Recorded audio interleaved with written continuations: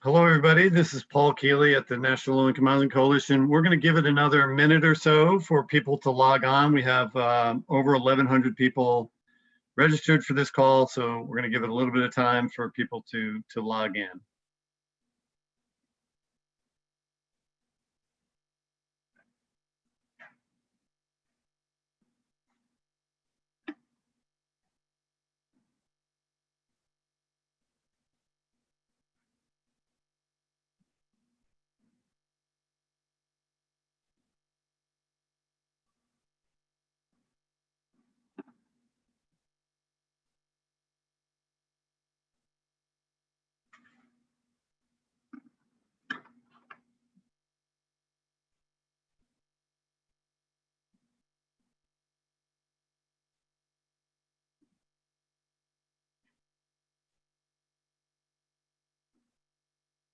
I'm going to give it another few minutes. No, not a few minutes. I'm going to give it about 30 seconds.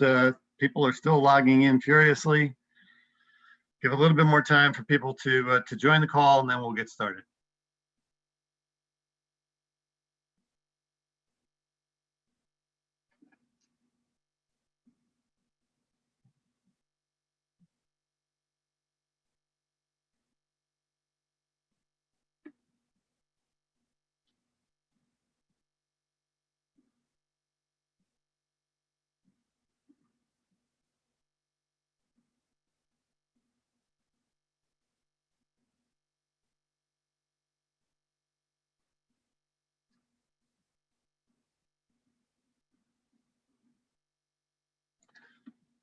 All righty, why don't we go ahead and get started?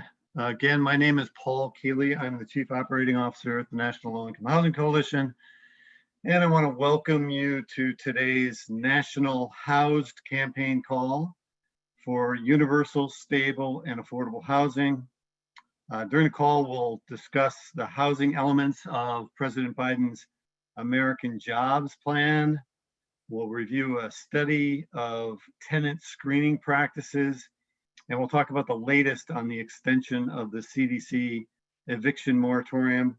We'll also review updates from Capitol Hill, share organizing and advocacy strategies to advance the HoUSed campaign, receive updates from the field, and more.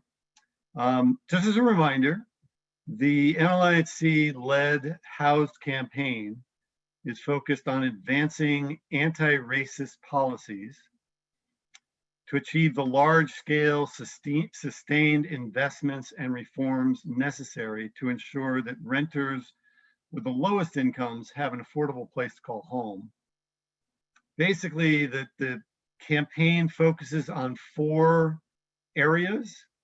One, it seeks to bridge the gap between incomes and housing costs by expanding rental assistance to every eligible household.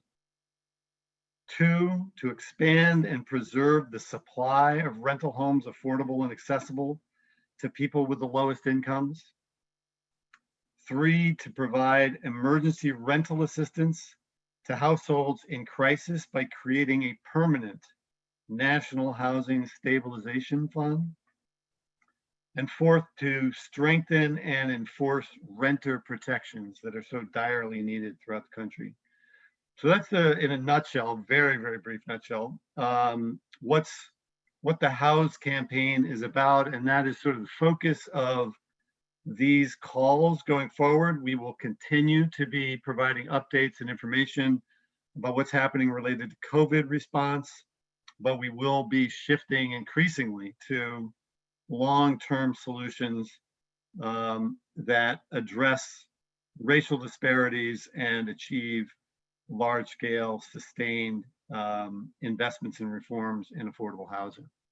So that as a background, let's go ahead and jump right into the agenda. I believe we have with us our presenters, our first group of presenters.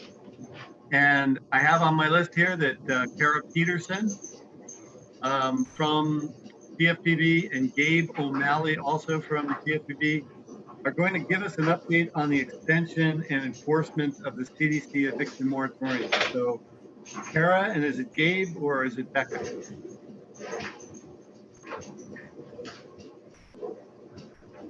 Are you there? I can hear a lot of background noise. Yeah. This is Kara Peterson. Can you hear me now? Yeah, okay, great. I can hear it, Kara. Oh, excellent. Hi, everyone. And let me just ask all of our other panelists to please be sure to put yourselves on mute. Thank you, Kara. Go ahead.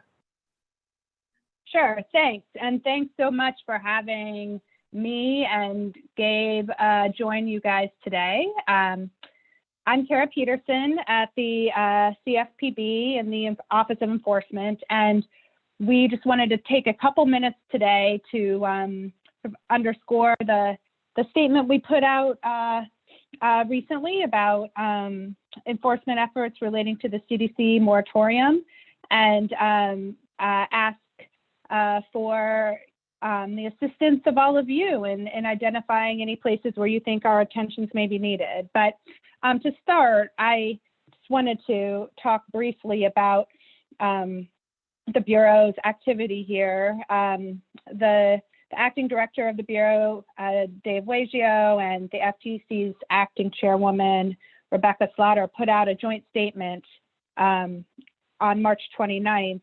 And in it, they included basically a call to action by all of us on their staff to look for ways to bring our tools to bear to help consumers who are facing housing insecurity, and in particular, who are being evicted potentially unlawfully in light of the moratorium on evictions that the CDC has put in place and now extended.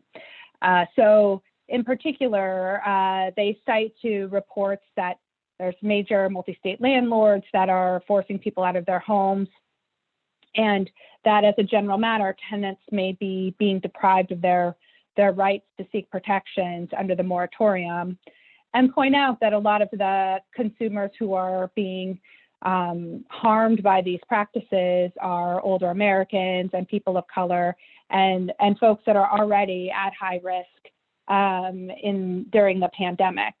So, in the Office of Enforcement at the CFPB, we are, monitoring the marketplace for wrongdoing that may be occurring that would be within our purview, and looking to see whether there are debt collectors or other actors who are acting in contravention of, the best interests of consumers, or in contravention of consumers' rights here. And we are, as part of that, hoping to do some outreach to groups like this one to hear from you about what you're seeing, and ask that you, pick up the phone, reach out to us if you are seeing things that would be useful for us to know about. And with that, I'll turn it over to my colleague, Gabe, to talk a little more specifically about what you could do if you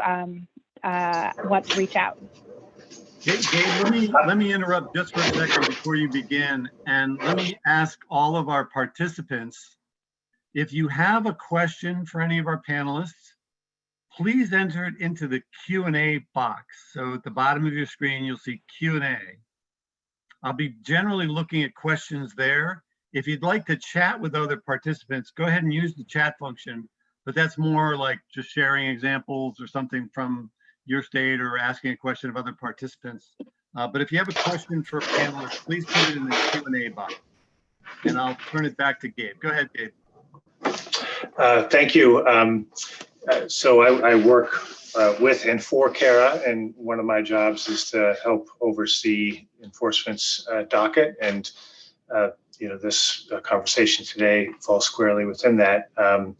I will make sure that my email gets circulated around after this discussion today, and we just request that you all be in touch if you have concerns about eviction that you think would fall under the purview of the Bureau in our jurisdiction and the FTC's. As our acting director made clear, the Bureau very much cares about this issue, and we're in the middle of an all hands on deck exercise to assess our authority and make sure that we can help people as best we can. So that's my way of saying my door is open, and we'll send around my email, and please do be in touch if you have particular tips and leads about wrongdoing that you think the Bureau might be able to review. So let me, Kara, Kara, were you going to come back?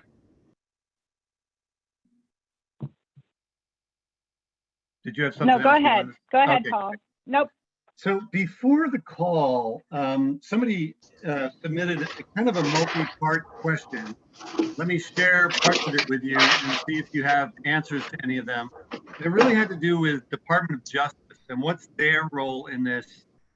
Are they, they made any indications about their own plan to enforce? There's a question here about the same person who's asking about what is the sort of the connection between CFPB, the FTC, and DOJ, and do complaints need to go through CFPB or FTC before they would get to DOJ? Can local, state, district attorneys' offices enforce the CDC order against violating landlords if the DOJ refuses to, and so forth. So there are questions sort of about the relationship between you all and DOJ, and then also state and local jurisdictions.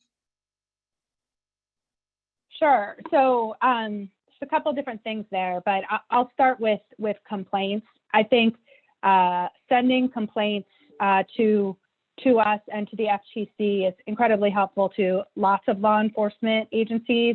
The FTC's Consumer Sentinel complaint database is accessed by all kinds of state and other federal agencies, I think, including DOJ, or at least parts of DOJ. So I would definitely encourage complaints to be sent that direction. And then as far as sort of everyone's relative role within this, like Gabe said, we're sort of looking at this as all hands on deck. So if you're not sure if something's within, the CFPB's purview, or something seems, questionable, we can also, pass on tips and leads to other law enforcement partners, or try to do some work to coordinate that.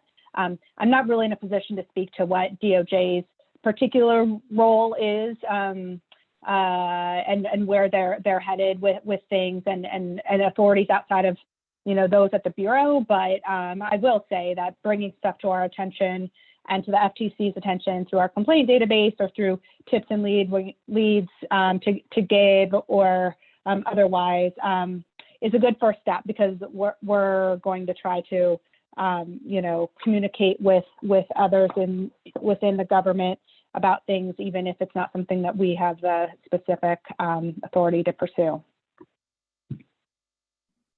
Okay, there's another question here. You're aware of this, that the Texas Supreme Court has told lower courts not to enforce the eviction moratorium. It said that any civil or criminal enforcement of the moratorium must occur via the U.S. Attorney's offices.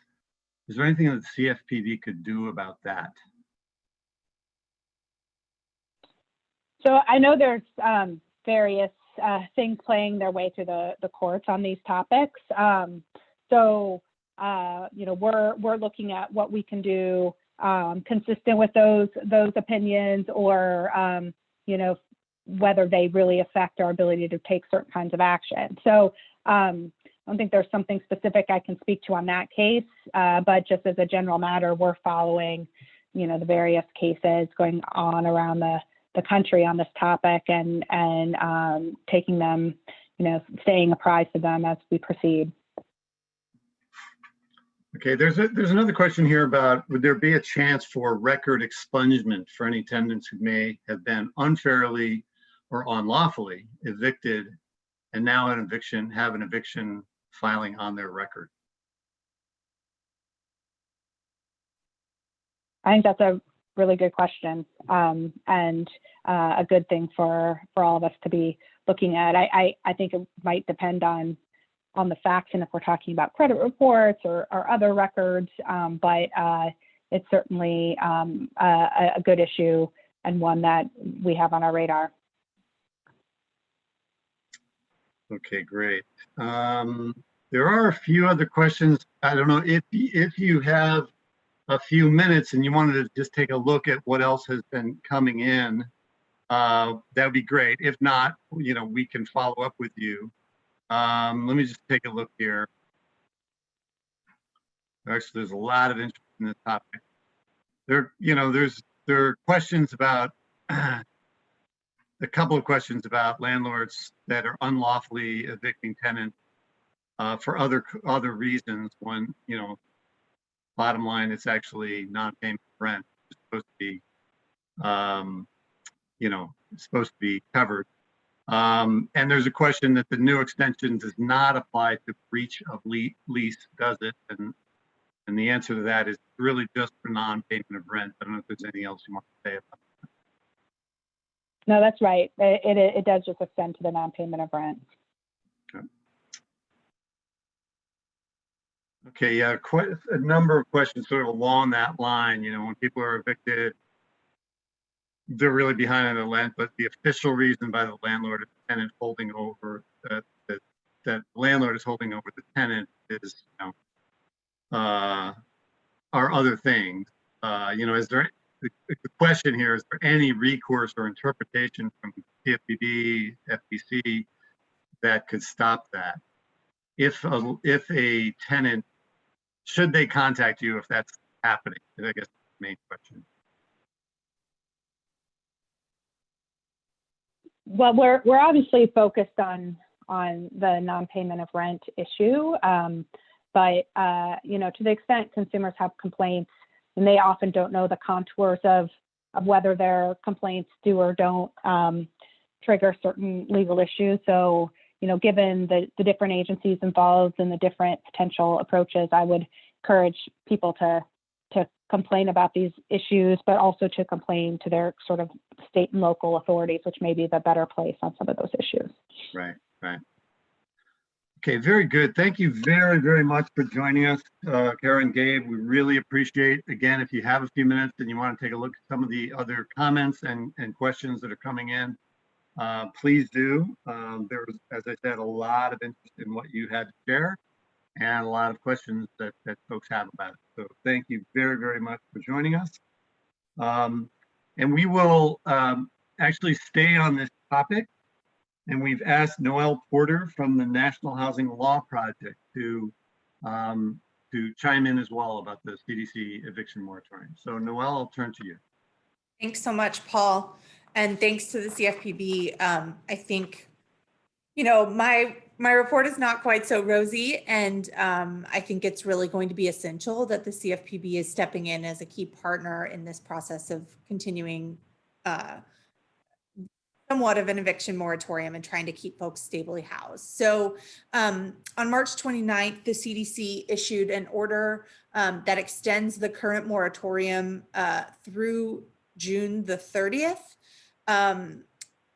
It does very little else. And, if you've been following along with these calls, with any of the materials coming from NLIHC, NHLP, other partners, we were really asking the administration to make big changes. The current order is far from a true moratorium. I mean, you have to sign a declaration acknowledging that you're eligible. Many folks across the country may not know that a moratorium exists or is in place, or that they have the right to sign this declaration. Then the FAQ that was issued by the previous administration added some gaps to the understanding of the order. And you've heard this before, but, it gave the ability for the definition of eviction not to be so broad as to say that a filing or a notice was included and prohibited in the order. Instead, it said that landlords had the right to give notice of eviction and to file the eviction in court, setting up a sort of barrage of evictions for whenever the moratorium would end. But what has then continued to happen is these legal challenges that are coming in some of the more conservative court districts, and courts are beginning to interpret the order as unlawful. And so the gaps have only continued to widen in the order. We were really hoping that what the administration would do was prove that the public health necessity of the order mandated that we had to keep folks in their homes to stop the spread of the disease. And the only way to do that would be to tighten the order and to tighten the, to close the gaps where there's confusion for renters, close the gaps where there are opportunities for predatory landlords and hostile courts to evict tenants. And unfortunately, that's not what the administration gave us. And so, or that's not what the CDC gave us, but they did give us this important opportunity for recourse through the CFPB. And Kara and Gabe shared with us some of the ways in which you might be able to contact the federal government and use that for opportunity to defend your clients or to defend, in any capacity in which you're advocating. But also it just proves all the more now that we need to use rent relief, and the rent relief provided in the CARES Act in the following fiscal year 2021 additional rent relief resources, and most recently in the American Rescue Plan Act to use as an advocacy tool. Those dollars are not yet flowing out the door in many cases. We're still working to get those dollars to renters, and we need to assure landlords we're putting a plan in place to get that funding into the hands of the landlords who are waiting on back payments, who are waiting on rent owed, and to protect the tenants in any way possible. I do just want to note a couple of things. There are still a number of outstanding judicial issues. So we do believe that the DOJ is arguing on behalf of the moratorium, which is a change from the previous administration. They're really working to try to uphold the moratorium as many ways as possible. CFPB provides a right of enforcement, or provides the resources for enforcement in a way that we have not had previously.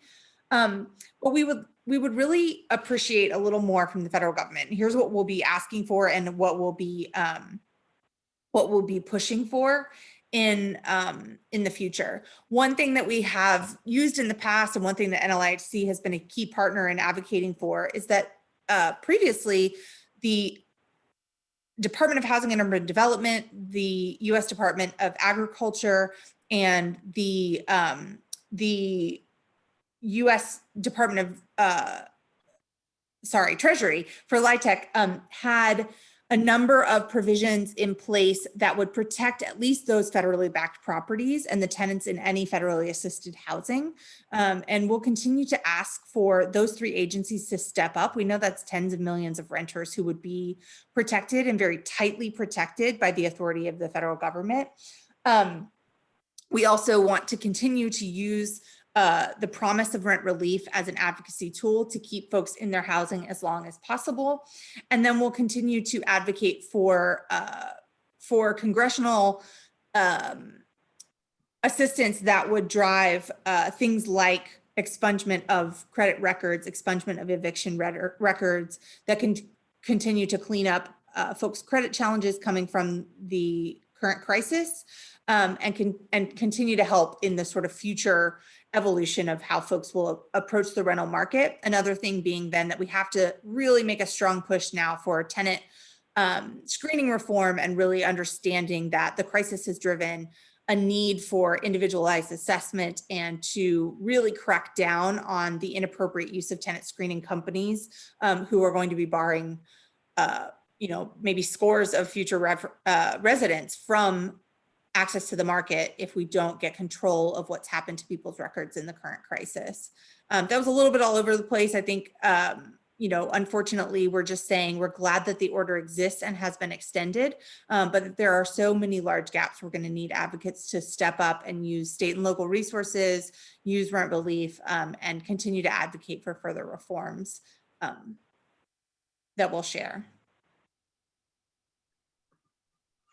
Fantastic, Noëlle. Thank you so much. And the reforms, we've been partnering very closely with the National Housing Law Project on urging the prior administration and this administration to do the right thing, and to significantly improve the eviction moratorium, CDC moratorium, and it has not happened yet, but whatever we can do to keep pushing is just so important. So let's see, there are a couple of questions that I don't know the answer to. Are you familiar with new crime of trespass language in the most recent CDC order? And do you know what is National Housing Law Project's interpretation of that? Is it holdover protection, or was it intended to protect unhoused squatters?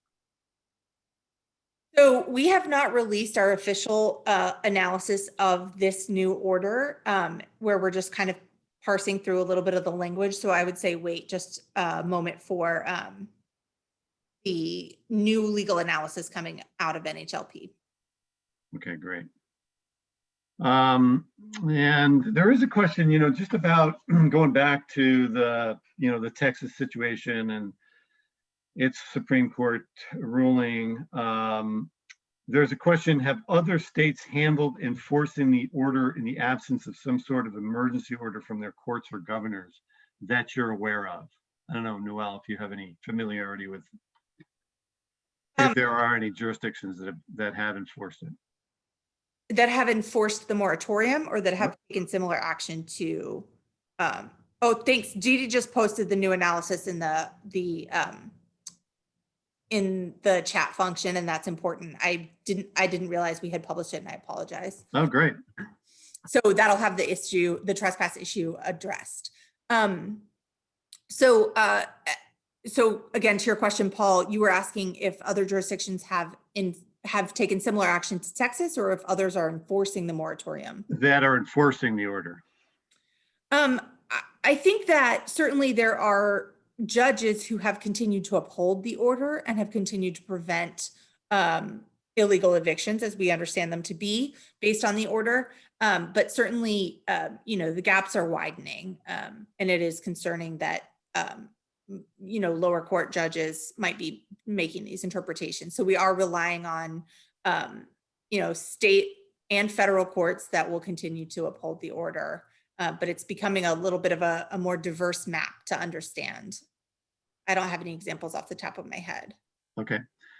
Sarah Hasmer submitted a question saying, I didn't know about the requirement for a declaration from each tenant listed on a lease, and is asking, are there useful outreach know your rights materials that make this super clear?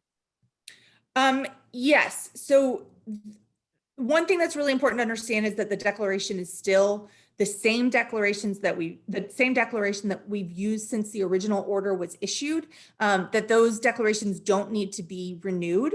And so we have original resources on our website. I believe we partnered with NLIHC on some of them. Didi probably will post a link here too, which is always so wonderful when she's here and I didn't even know it. And so we did some also with some of the tenants organizing groups. There's a lot of sort of understanding how to file the declaration, who needs to sign the declaration, where to find it. There's some translations, et cetera. So we can post those too. Outstanding. Well, as always. Oh, and Didi's updating me too. Goodness, this is what happens when Eric's on vacation. Great. Is that the legal interpretations too. Y'all should have tapped her. So she believes that only one adult now has to submit, and that's in the legal analysis. So that might be an update from the current. Oh, okay, great.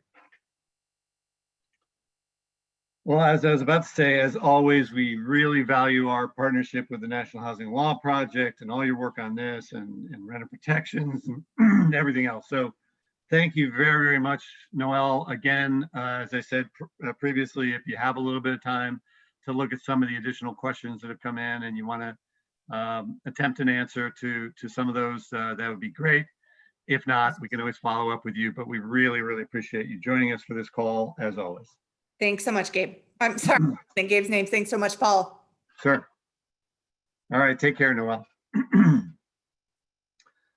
Okay, we're going to turn now to providing a brief update on President Biden's proposed American Jobs Plan with $213 billion for housing. And I will turn it over to my colleague, Kim Johnson from NLIHC. Thanks so much, Paul. And hi, everyone. So like Paul said, my name is Kim Johnson. I'm a policy analyst at NLIHC, and I'm here to give an update on the American Jobs Plan, which was introduced last week. So the American Jobs Plan is an approximately $2 trillion infrastructure proposal that includes $213 billion to preserve, produce, and retrofit more than 2 million affordable and sustainable places to live. The proposal includes about $40 billion to repair public housing, as well as resources to support homeownership and weatherize homes, and new incentives to encourage communities to eliminate exclusionary zoning and harmful land use restrictions.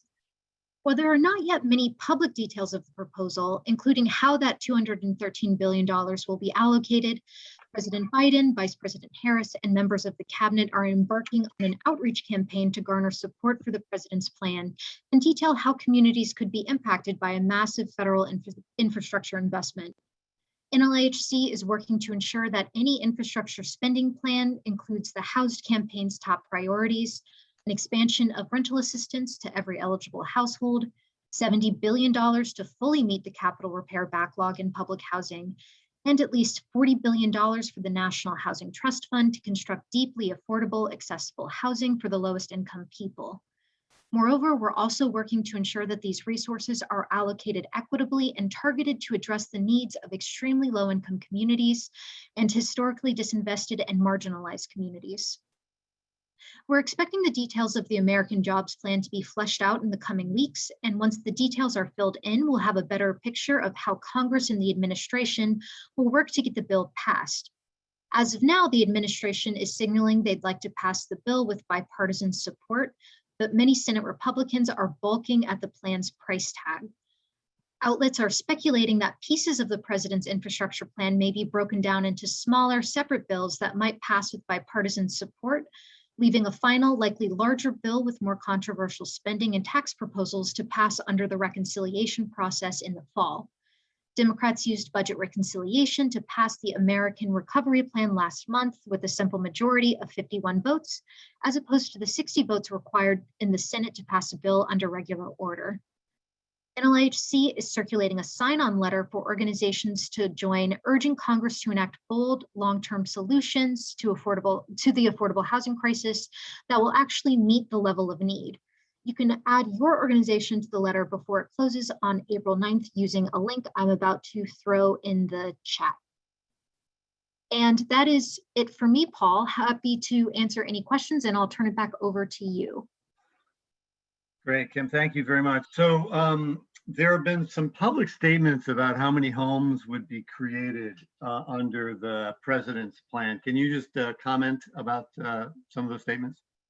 Yeah, so the original statement says that it will be about 2 million homes created and preserved. So there is not a lot of distinction between what in that 2 million will be construction versus, say, preservation of deteriorating affordable housing stock. But the number that's been floated out there has been 2 million.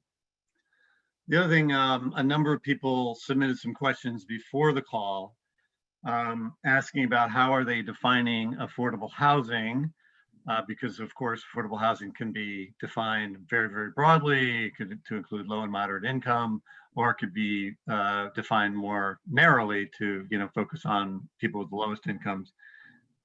Correct me if I'm wrong, but I believe it really does not get into that level of detail. Is that right, Ken? That is correct. We don't know the specifics of the plan yet, but we are going to be pushing the administration and Congress to enact a bill that is targeted to the lowest income people, because we know that it is housing stock for the lowest income people is in the shortest supply. In our most recent gap report, there's still a shortage of about 7 million households affordable and available to the lowest income renters. So that's really where we need to be targeting resources in order to see changes to the affordable housing crisis that we'd like to see. So there were some questions also about whether there are any specifics about rural versus non-rural. There was also a question about different parts of the housing continuum, from homelessness prevention to homeless services, to rental assistance, to home ownership, whether any of that is defined in the plan. I do want to point out somebody has pointing out that millions of low-income people live in public housing.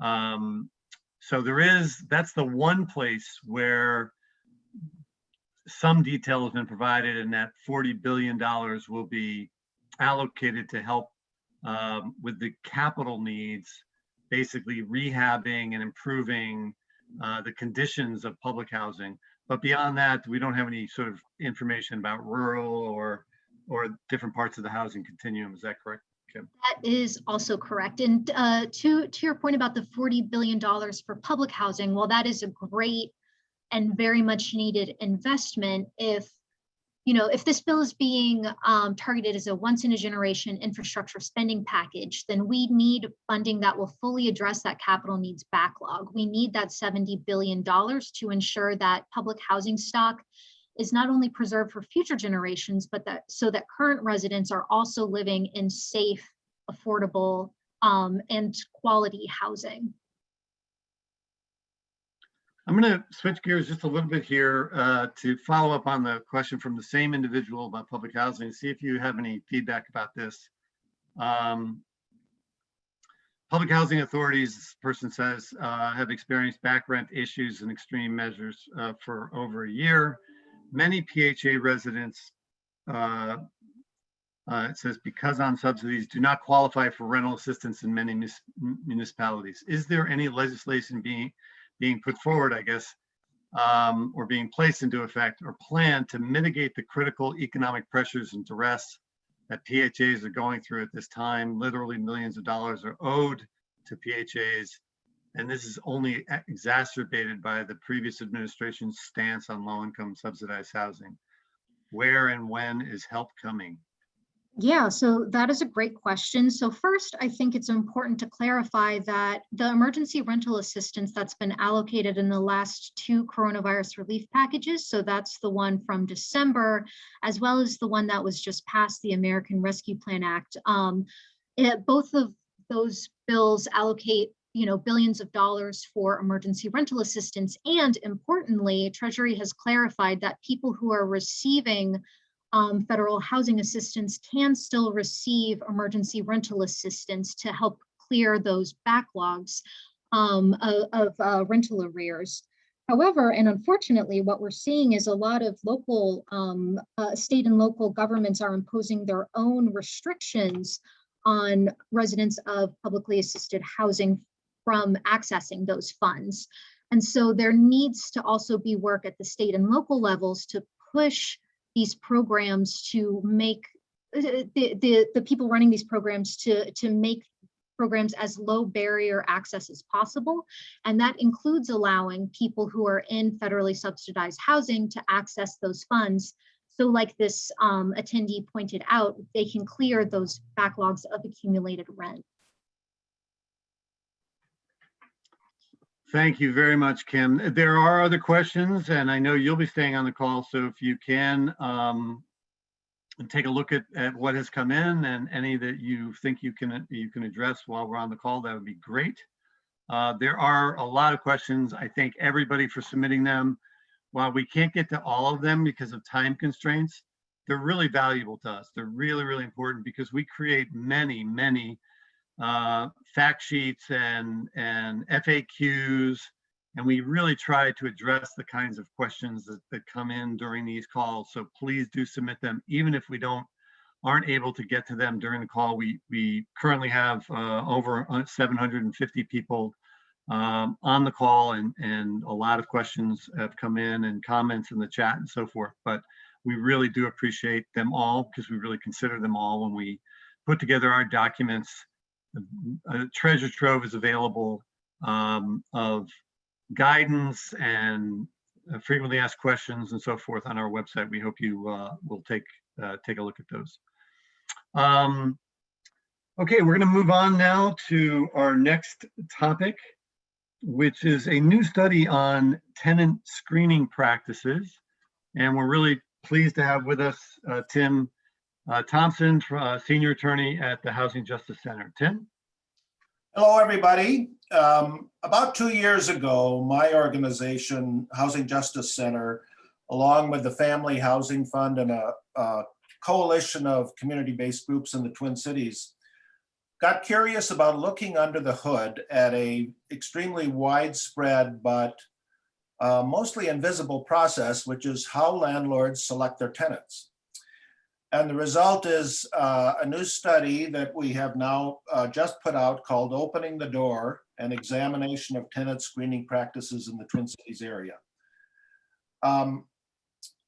Our goal here was to understand how this process worked and how it looked from the viewpoint of both landlords and tenants, and to cover all rental housing, both subsidized and private market unsubsidized housing. Although the focus is on how the Twin Cities tenant screening process works, we think a lot of what's in this report is kind of broadly applicable across the country and hopefully will be useful.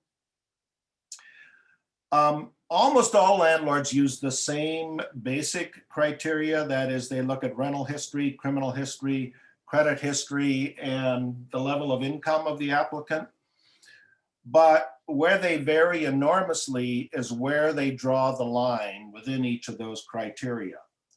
The key question, of course, ought to be what part of an applicant's background is relevant to the question of their fitness as a future tenant, and what part of that background is not relevant. And what we found is that screening policies varied enormously. Some of them were finely tuned and nuanced and tried to take into account all the variety of circumstances that people face. And others were just simply broad bans under certain situations, which appear to exclude a lot of people who would be well qualified as tenants. So in the worst cases, what you can end up with are results like the following. You may have someone who gets denied housing because of a felony that's 20 years old. You may have someone who gets denied housing because an eviction showed up on their record from a time when their parents were being evicted, and as a minor, their name was listed on the complaint. And you may have situations where tenants with low incomes have a long history of paying rent on time, but can't get into housing because their credit score is too low, or they can't demonstrate enough income to meet a 3 times the rent income test. So, and one of the things that we found particularly striking as we did this research is that there appears to be no broadly recognized set of best practices in this area. When I talked to the head of the local trade commission for landlords in the Twin Cities and I asked him, don't you guys talk about this stuff and compare notes? And he said, oh no, we can't go near that. That might be considered an antitrust violation. So that's at least one of the reasons why apparently this sort of discussion has not happened. And so the goal of our report and the information we present is to try to move the industry toward a more evidence-based set of best practices in this area that are fair to tenants, but also do the job landlords want, which is predicting who will be a good tenant. In terms of what we mean by evidence-based standards. So here's an example. There was a recent study in the Twin Cities where a group of housing providers pooled their tenant data, and they had a researcher compare the housing backgrounds of tenants when they entered the housing with their outcomes in that housing, whether they had positive or negative outcomes, so that you could tell what sort of background suggests a positive or negative outcome. That was done for criminal record screening and was very effective. And so right now there's additional research going on trying to use that same sort of analysis for the other screening criteria. We also touch on a number of other important topics, including the large and sometimes problematic role that tenant screening companies play in this process. And we end with a series of recommendations on how to move toward a fairer, more accurate system. And you can find this report on our website, which is at hjcmn.org. And that's probably my time's about up. That is so important, Tim. Thank you so much. Can you just give us a couple of maybe the top level recommendations that are shared in your report? Some of them are specific to specific screening standards, but in terms of the general system, there's a need for a lot more transparency on the part of landlords in presenting their screening standards. And there's a real need to empower tenants who do not understand, don't know their credit scores. They've never seen their tenant screening report. They don't understand why they've been denied housing. There's a lot to be done in that area as well. That's just a couple of them. Great. And can you just remind me, you may have said it, but the study that you said, looked at criminal record screening and comparison with real outcomes. When was that conducted? That was conducted just a year or two ago. It is discussed in our report. It was done locally by the Wilder Foundation and several nonprofit housing providers. Okay, great. And that's, somebody asked where you can find that information. So it's referenced in your report. So that would be one thing. And we've shared a link to your report. Let's see. One was, how did you find each landlord's screening criteria? Well, if it was a tax credit development, they had to file it with the state tax credit agency, state housing finance agency.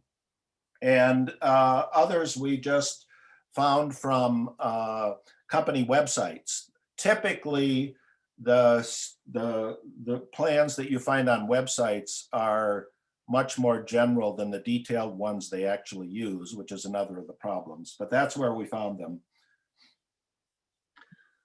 Very good. I couldn't agree with you more that I would imagine that the issues and recommendations that you came up with from your study on tenant screening are broadly applicable. Hopefully they'll spur others in other jurisdictions and states to do likewise. But this is really, really valuable. And it sort of feeds into the whole area of renter protections that are part of the HoUSed campaign. So we really appreciate you coming on the call today, Tim, and sharing the results of this study. Thank you so much. You're very welcome. All right. So we will move on now to some special guests that we've asked to speak to provide some field updates. And our first couple of presenters are both from the state of New York. And it's sort of a link between field and national because it's related to their advocacy with Capitol Hill just last week, and particularly in support of the things that we're pushing for in the HoUSed campaign. So they are Shakti Robbins-Cubas from New York Housing Conference. And then right after Shakti, we'll have Steve Piasecki from the Supportive Housing Network of New York, both of whom work with NLIHC state partners. So I think Shakti is going to go first, and then Steve will join in. Go ahead, Shakti. Great, thanks, Paul. So between the two of us, we attended about 13 meetings last week. We have a handful left that we scheduled for this week and next week. We didn't have a whole lot of the conference attendees follow through with Lobby Day, but whenever we had, either a constituent or someone from an organization that did work in the district, we really tried to center them and just fill in some of the policy points. I primarily met with the New York City members, so it was a lot of thank yous.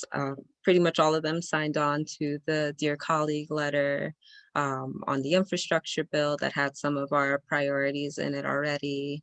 And it was really just about sharing the materials, letting them know about the details of the campaign and who in their district is working on it.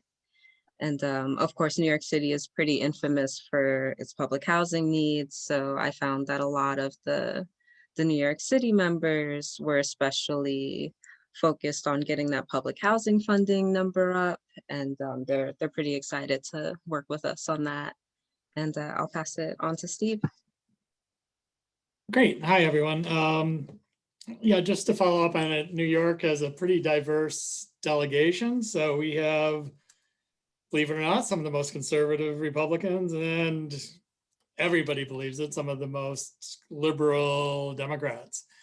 So in general, what we found is that, as Shakti said, in New York City, there seemed to already be some awareness built out about the HoUSed campaign, which was really great to hear. And I think that has a lot to do with the National Low Income Housing Coalition's work. In fact, one staffer from one congressional district explicitly said something I talk to Sarah Sadian every week, which is quite a compliment. And plus the added bonus that the letter that Shakti refers to, we can almost call it's the New York letter, in that it was a letter to President Biden from members of the House and Senate, a joint Dear Colleague letter. At the end of the day, it was led by a New York Congressman, Richie Torres, who's new to financial services and is really interested in housing issues.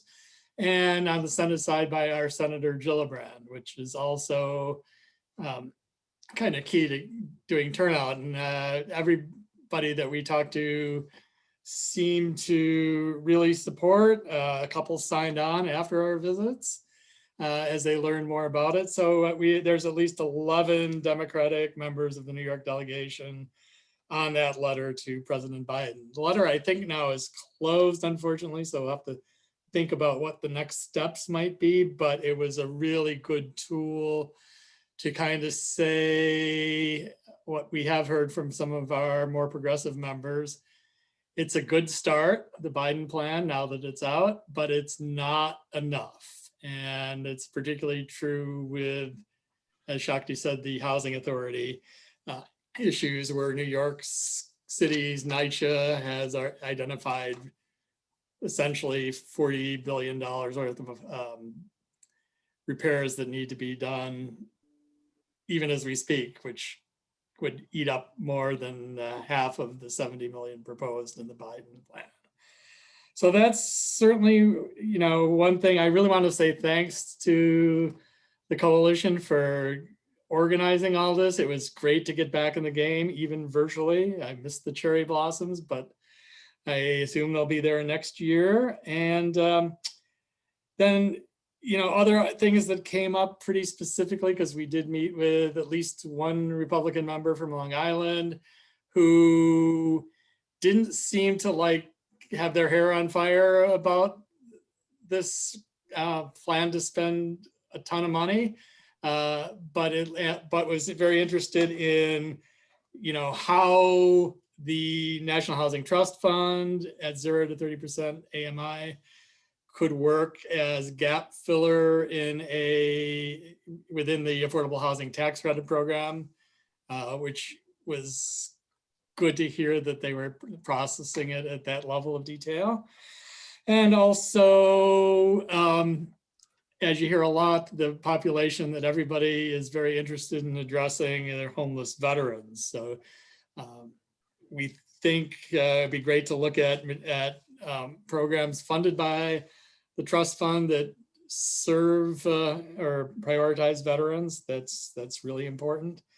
And the last thing I'll say is, it's been a year, and it's, it may have been 2 years. And I think that it's really important to acknowledge that we've all been through some traumatic events, but gosh knows the people that we're meeting with that are working in DC and Congress, those staffers are, under fire when they shouldn't be. And I think it's very good to acknowledge that they've experienced that kind of trauma, that we don't wish it for them in any way, shape, or form. And we want the world to get better, both for housing and in general. Thank you. Great, Steve and Shakti. So just a couple of questions here. Was there any particular messaging that you found to be particularly effective? Or that conversely you realized, okay, we've got to stay away from that because that's not resonating at all? And either one of you can respond, or both of you. I mean, the materials that you guys produced were so great. We shared them with everybody probably multiple times, both before and after the meetings. We really focused on the Section 8 for all piece. And I really think that is a uplifting thing that people are happy to hear about and have been thinking about, that have been working in this field for a number of years. There's always been like, you know, sort of a fantasy, but now it's a little more realistic than perhaps it's ever been before. So that plus, you know, the capital funding that we need for infrastructure are the two real significant things. Shakti, how about from you? I'll add that having, you know, always having district specific information is really helpful. We definitely use some of NLIHC's district data we pulled up, and we also had one of our supportive housing developers / operators attend a couple of the meetings. And I think having that perspective is always really, really helpful. And I think it really drove the points home. And I wasn't in the meeting with the representative from Long Island, but I'm sure it was really helpful having him there in that meeting as well. Yeah, and you know, we also were able to build out attendees. It's nice to have the list that you guys provide from attendees of the conference that are interested, and then we broaden it. I typically like to invite the continuum of care leads because they bring a lot of information to the table on homelessness, and any constituents that we have of the electeds that are operating affordable and supportive housing in the district, we invite them to join too, just to build it out a little more. And that is the beauty of doing things virtually, because they don't have to take a bus down to DC. They can do it from the comforts of their family room. So that was kind of a nice twist in a way. Right, right. And did you have any experience with Republicans and what worked or didn't work related to your conversations with the Rs that you may have met with? Yeah, we got to meet with more. The fellow from Long Island is a Republican that we mentioned. So as I said, affordable housing on the tax credit side is something that they're aware of and tend to be more supportive of, and to be able to fit the National Housing Trust Fund into that area, in other words, visualize it as the needed capital funding to make projects whole and go forward. That was money, but and the veterans. That's about it. Right. Okay. All right. Well, thank you very much, Shakti and Steve. Really appreciate you joining our call today, and great job with 13 meetings and more to come. We really appreciate the work that you're doing on that, and your use of NLIHC materials. So somebody did ask a question. I think it's been that's been answered by one of the staff, but where can I find more information about this, Section 8 for all? We have resources about all of the different components, things that we're pushing for in the House campaign on our website. You can find them all there. There are fact sheets about each component of that. So, rental assistance for all who qualify, there's a fact sheet related to that. More construction and rehabilitation of public housing, more construction of affordable housing through the Housing Trust Fund and other things. There's information about that. There's information about rental, renter protections and so forth. So really all of the different components of our campaign, there's a lot more information available there. And thank you very much for Steve and Shakti for sharing your experiences with your Capitol Hill visits. So we're going to move on now. We have been talking previously about what's been happening in Texas related to the CDC eviction moratorium. And we wanted to get somebody from Texas and from Texas HoUSed, our state partner there, to share a little bit about the situation in Texas. And so I will turn it now to Eli Barish from Texas HoUSed. Eli? Thanks, Paul, for having me on. I'm happy to share what's going on in Texas, and this will really tie back to the beginning of the discussion with the two folks from CFPB. We have a fairly dire situation in Texas in terms of the enforcement of the CDC moratorium, and I also see it as a national issue because this could be a bellwether for how red states handle the moratorium going forwards. Basically, what's happened is that the Supreme Court of Texas, they had an emergency order that was governing how justice of the peace courts would enforce the moratorium. And that order expired on March 31st and was followed from some guidance by a state agency called the Justice Court Training Center about how justice courts should proceed in the absence of that order. And so what the guidance essentially says is that the moratorium is a matter between tenants, landlords, and a potential federal prosecutor. And justice courts should be fairly hands-off and follow the landlord's lead in terms of whether the landlord wants to pursue an eviction at their own risk. So there are basically four major impacts to how justice courts will be working going forwards. One is that the justice courts have been advised to set hearings for previously abated cases under the CDC moratorium. So we expect a flood of status hearings. Second is that the justice courts should allow landlords to move forward with eviction hearings at their own risk. In other words, the justice courts will no longer automatically abate cases where a CDC declaration has been filed. Instead, they'll ask the landlord what they want to do. Third, the justice courts will no longer require landlords to plead as to whether a CDC declaration was filed, which was especially important in cases so often when the tenant doesn't show up to the hearing, even if they have filed the CDC declaration. And then fourth, the justice courts will no longer include the CDC declaration forms with an eviction citation. So essentially, the onus will be on the tenant to file a complaint with one of these agencies and defend themselves in court, but really it'll be up to the landlord as to whether they pursue an eviction despite the CDC moratorium. So what does this mean? For one thing, the guidance is not legally binding on the JPs. So JPs will have to decide what they do with this recommendation, but we obviously expect it to have a big impact. Cities and counties may also develop new policies to strengthen the moratorium, but we'll have to see what happens with that. Second, Texas recently rolled out this $1.3 billion rental assistance program using the ERA funds that Congress allocated last December.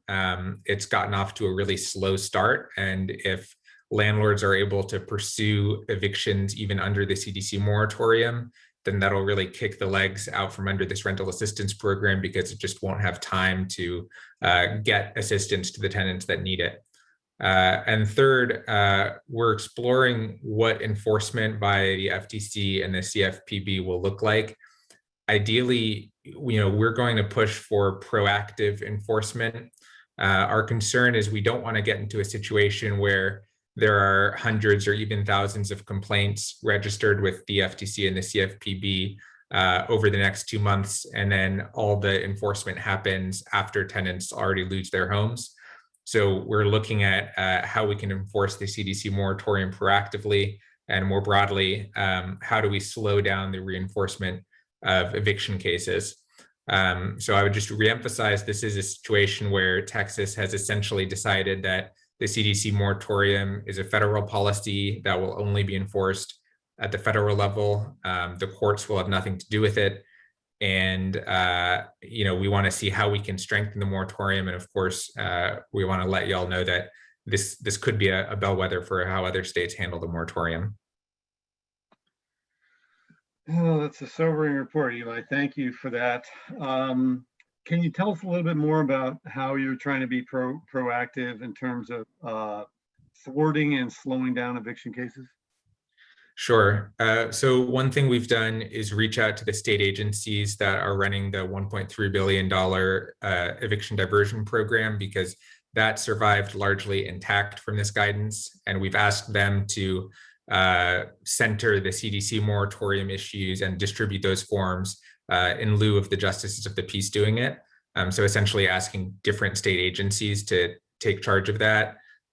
We've submitted a letter to the Justice Peace Training Courts, asking them to reconsider the guidance jointly with about 100 other legal service providers in Texas. And what I would like to do is have a conversation with the CFPB and the FTC about what proactive enforcement could look like. Eli, there is a question here about what estimates there are for the need for rental assistance in Texas due to the pandemic. Do you guys have an estimate, and how does it compare with the emergency rental assistance that is and will be available? We do have an estimate. We have a website called texasrentclock.org that is modeling the amount of unpaid rent and late fees in real time, and I believe it's around 2.5 billion. The amount of rental assistance available is around 1.3 billion. So it's not enough, but it is substantial. Is the 1.3 billion that's available, is that from the first allocation only, or does that include your estimate of what you'll be receiving in the second allocation? That's from the first allocation only, the December Treasury ERA allocations. Okay, so the March legislation should be getting you close to the 2.5 that you'll need. Is that right? That's right, yeah. Okay. I mean, the rental relief program has had a lot of issues. As of a week or two ago, they'd sent out, I think, around 350 payments total, and they've received tens of thousands of applications. But obviously, we're holding out hope that the program will get its feet under it. The concern is that if the CDC moratorium isn't enforced, then it might be too late for rental relief to really matter. Oh my, those numbers are pretty alarming. And I know that Texas HoUSed is also involved in trying to influence the emergency rental assistance programs that are being put into place.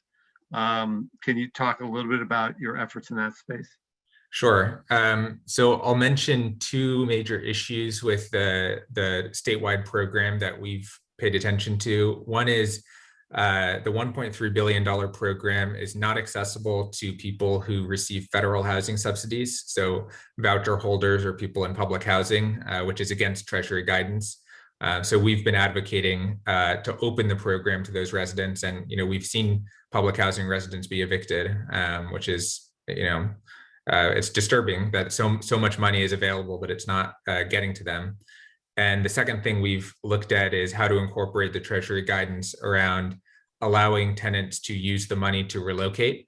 As I'm sure you all know, the Treasury guidance said that money could be used for security deposits or screening fees. Thus far, the Texas statewide program hasn't incorporated that guidance, nor has the local Austin program or a couple of other city programs. So I would say those are two of the big policy issues we're looking at, is relocation and then opening it to people on federal subsidies. And there are many more kind of operational concerns around actually just turnaround time for the money, processing applications and so on, that I think every rental assistance program in the country has probably been dealing with. And are the programs in Texas allowing for some level of self-attestation or self-certification, number one? And number two, are they allowing for direct to tenant if the landlord doesn't respond or decides not to participate?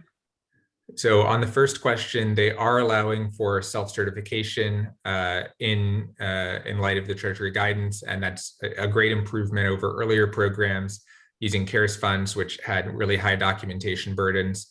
So we've been pretty happy with the direction they've gone in with self-attestation. Of course, there could always be more.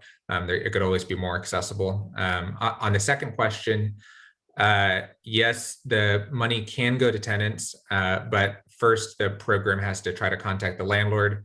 And I think it's a 14-day window for the landlord to respond. We've certainly seen issues with landlord enrollment in the program.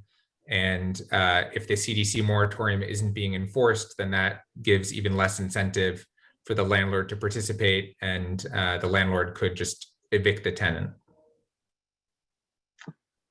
Great. Well, thank you very much, Eli, for that report. I meant great about your report, not that they can evict the tenants, obviously. And you responded actually to one of the things that you're focusing on was a question we received earlier about, assistance to people in federally assisted housing, i.e. public housing, because in many cases they have rent arrears issues as well. And so that's something that we really encourage everybody to advocate for in their own states and jurisdictions. So thank you for that. Really appreciate the presentation. Thanks a million. Thanks, Paul. Okay. All right, now I'm going to turn it back over to Kim Johnson from NLIHC to talk a little bit about the latest goings on at Capitol Hill. So Kim? Thanks again, Paul. So in addition to the update I gave earlier on the American Jobs Plan, I wanted to flag for listeners that the House Financial Services Committee will be holding a hearing on Wednesday, April 14th at 10 a.m. Eastern, entitled Building Back Better, Examining the Need for Investments in America's Housing and Financial Infrastructure. NLIHC's President and CEO, Diane Yantel, is slated to testify at the hearing and will be making the case for substantial investments in affordable housing programs targeted to extremely low-income households and historically disinvested communities. So in addition to the American Jobs Plan, President Biden is expected to unveil this week his budget blueprint, which is an outline of his budgetary priorities for the coming fiscal year. The budget blueprint was supposed to be released last week, but disagreements over Pentagon funding and the president's release of the American Jobs Plan delayed blueprint introduction. So it's unclear as of now how detailed the budget blueprint will be, but the president is expected to release a full budget request sometime later this month or early May.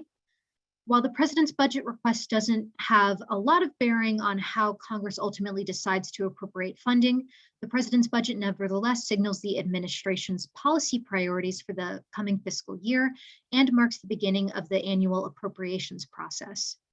Fiscal year 2022 will be the first time in a decade the federal appropriations process will not be under the confines of the Budget Control Act, which placed significant limitations on increases to discretionary spending programs from year to year. NLIHC and our colleagues in affordable housing and community development are urging Congress to allocate the highest funding possible for affordable housing and community development programs in the coming fiscal year. If your organization would like to join the call for increased funding, you can join this sign-on letter by the end of the day on April 9th, and I'm about to post it to the chat. Oops, sorry, taking a minute. There we go. So, in addition to the skinny budget, the president is expected to, in the coming weeks, to release his American Families Plan, which would reportedly provide significant investments in childcare, healthcare, education, and other areas. As of now, the specifics of what the American Families Plan will include are scarce, and it's unknown whether it will contain provisions directly related to housing. Congress is currently in recess and was in recess the previous week. So that's about it for me. I'll hand it back over to you, Paul. Very good, Kim. Thank you. There was a question a little earlier that I'll respond to now, which was, will NLIHC circulate a petition that individuals, not just organizations, can use to indicate their support for the American Recovery Act, or the American Jobs Plan is what it's called. And its provisions to address the nation's housing challenges. Generally, the National Low Income Housing Coalition does do organizational sign-ons. It becomes a whole different kettle of fish when you try to do a petition for individuals. And generally, we find that what we're able to provide in terms of lists of organizations are really, really compelling to lawmakers. So we're going to stick with that strategy. I just wanted to share that. Let's see, and there's a comment about the plan, including paths to home ownership. There are components in the Americans Jobs Plan that do focus on home ownership as well. Again, the details are kind of scarce at this point, and we always will share that information as it becomes available. Okay, very good. Thank you, Kim. Appreciate it. Now we're going to turn now to another of our own at the National Low-Income Housing Coalition, and that is Joey Lindstrom, who's going to talk a little bit about organizing and advocating strategies and techniques with legislators to advance the components of the HoUSed campaign. Joey's the director for field organizing at the coalition. I will turn it over to you now, Joey. Joey, you there? Maybe I'm mute. Hi, Paul. Thanks. I was having some difficulty unmuting. So thanks a lot for all of the wonderful presenters who came before me. Really happy to be here today to talk a little bit about the HoUSed campaign and what we need to be doing with our advocacy moving forward. Can I see the next slide, please?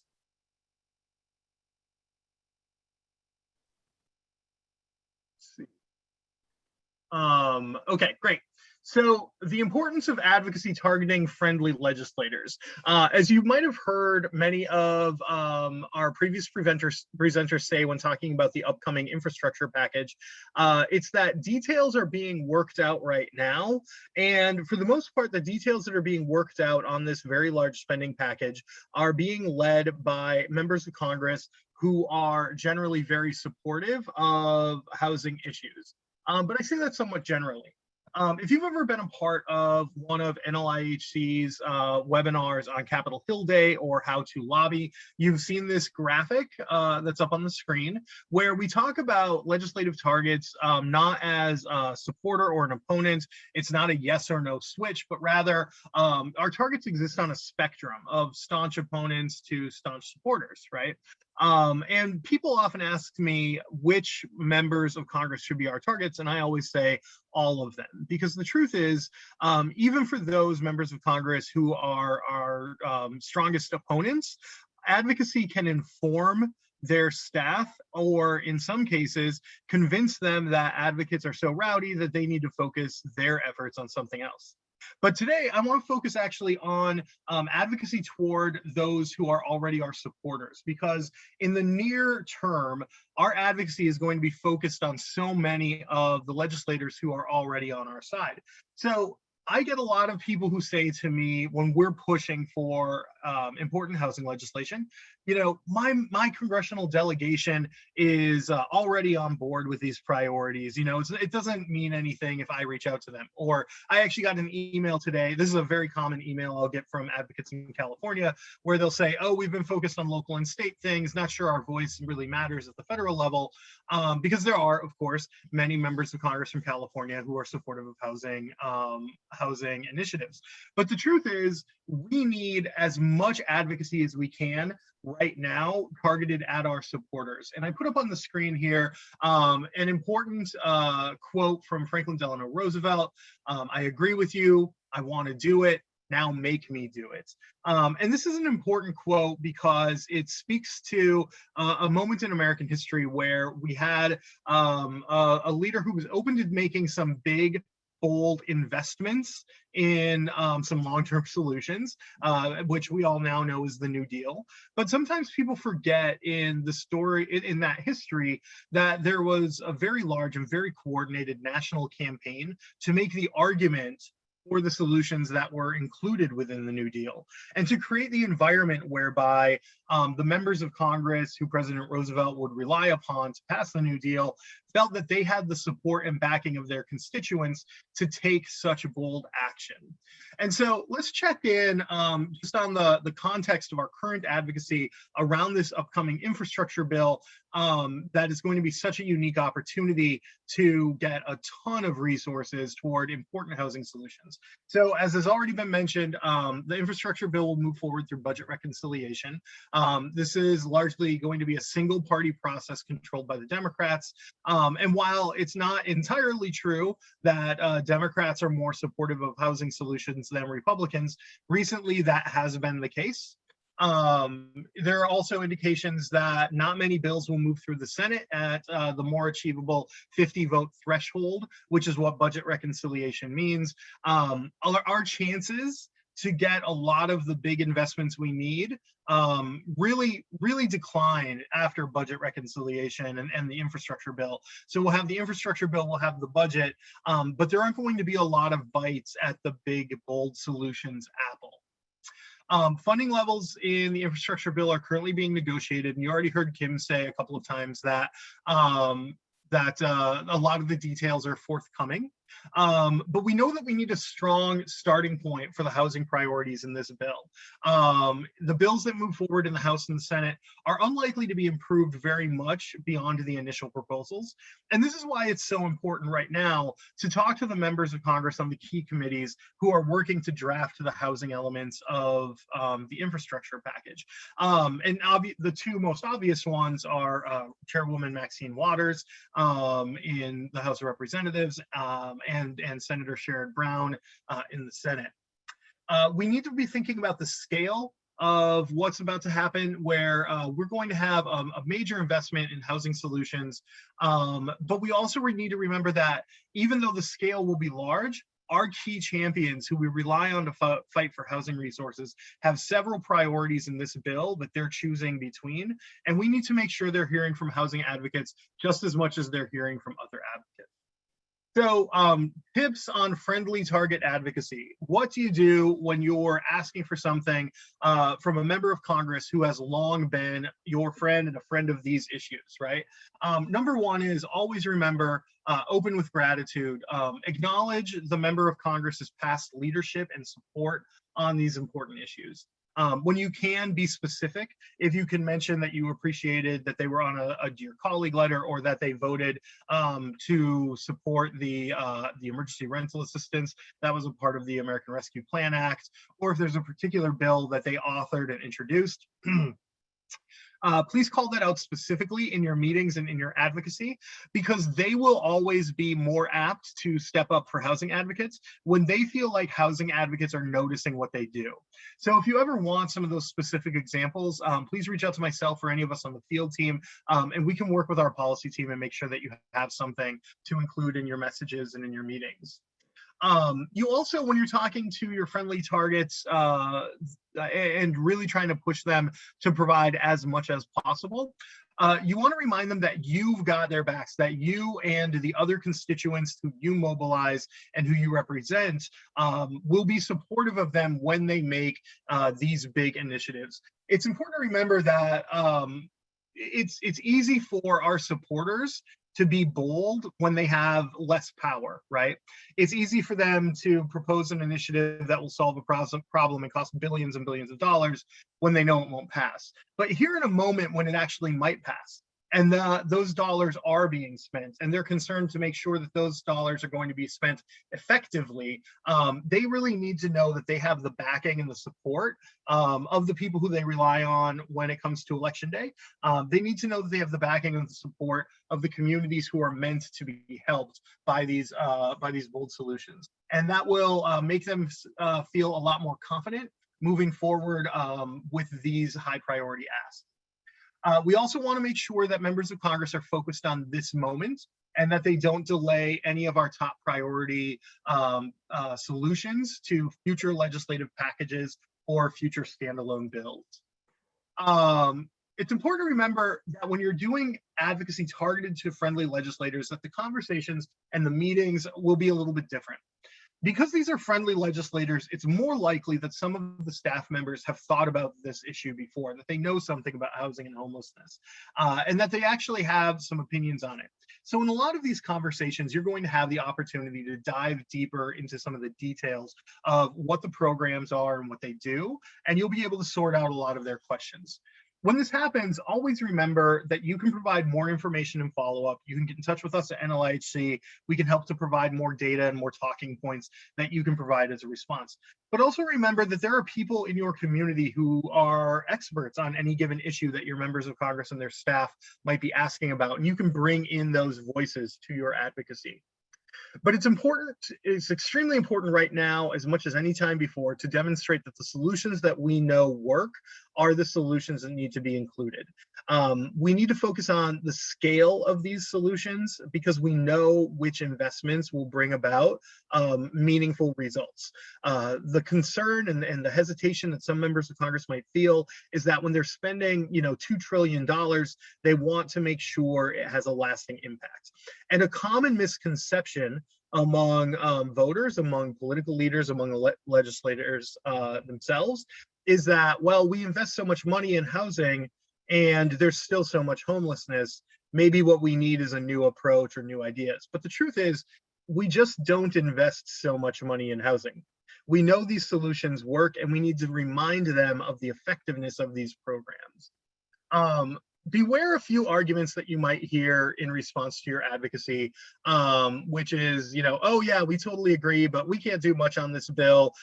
It's all going to come from leadership, right? So I've already heard as a response back from some lobby meetings, oh, well, they're on board, but they say that, Chairwoman Waters and her staff are going to be writing this bill, so there's not much they can do. When approached with that response, remind the staffer and remind the member of Congress that you as a constituent rely on them to be your voice within the halls of Congress. And you rely on them to be an advocate within their own caucus and within their own committees, right?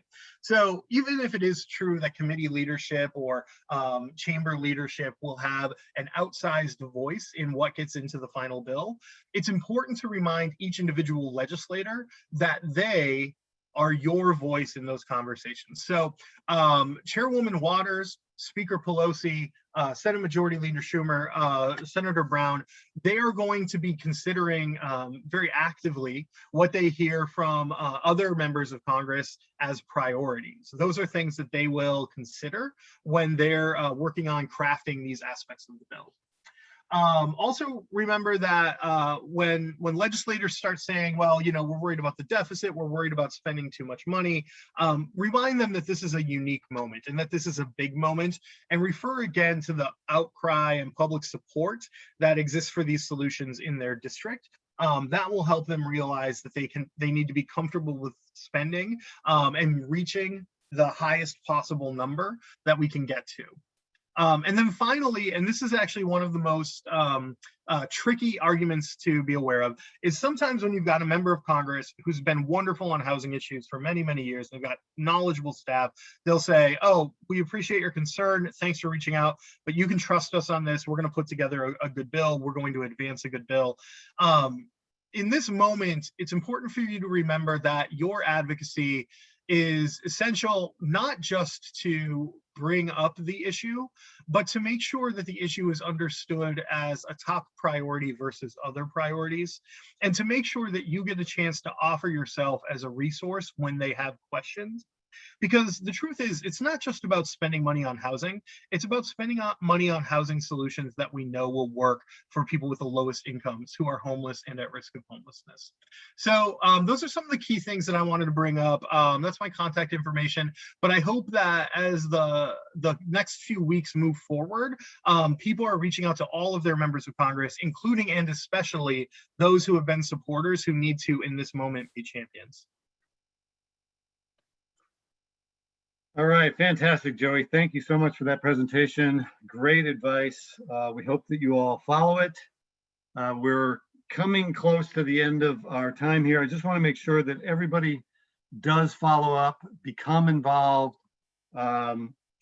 Please sign the HoUSed campaign letter.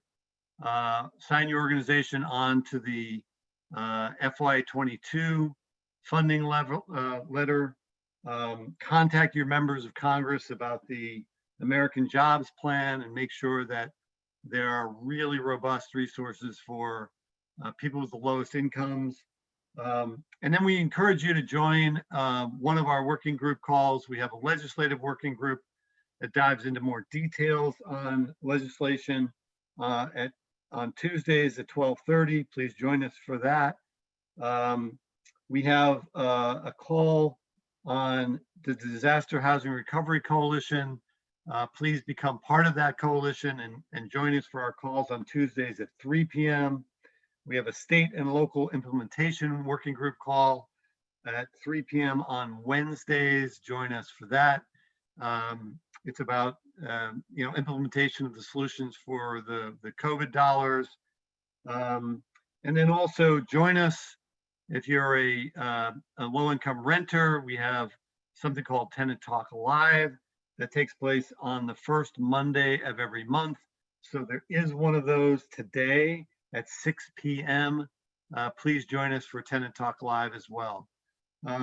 So thank you all for participating. Thank you to all of our panelists, and we will see you again next week. So have a great week, everybody. Thanks.